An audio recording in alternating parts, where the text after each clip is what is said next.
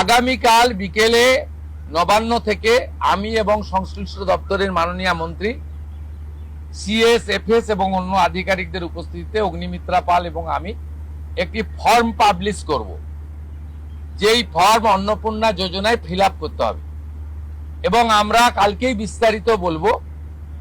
কারণ এনরোলমেন্ট যখন যত তাড়াতাড়ি করবেন তত বেনিফিট আমরা দিতে পারবো।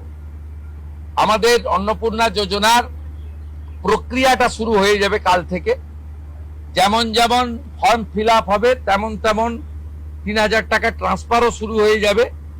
আর যতক্ষণ না ৩,০০০ টাকা ট্রান্সফার হচ্ছে, স্বাস্থ্যসাথী যেমন কন্টিনিউ রাখা হয়েছে আয়ুষ্মান ভারত কনভার্ট না হওয়া পর্যন্ত, এখানে আপনার লক্ষ্মী ভান্ডারকেও কন্টিনিউ করা হবে।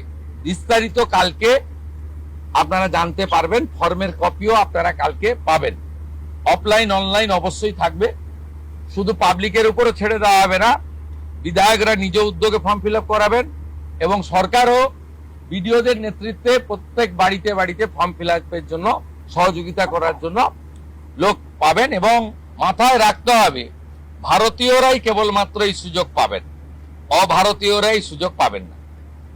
ভারতবর্ষের সরকারের টাকা বাংলাদেশ থেকে আসা অবৈধ অনুপ্রবেশকারীদের দেওয়ার জন্য নয়, এটা খুব ক্রিস্টাল ক্লিয়ার।